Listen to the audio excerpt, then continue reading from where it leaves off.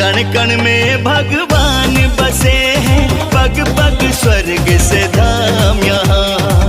गंगा यमुना सरस्वती मिल चरण पखारे राम यहाँ। तीर्थराज प्रयाग है, तीर्थराज प्रयाग है, तीर्थराज प्रयाग है, तीर्थराज प्रयाग है।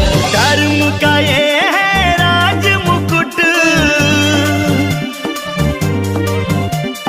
धर्म कण कण में भगवान बसे हैं, पग पग स्वर्ग से धाम यहाँ।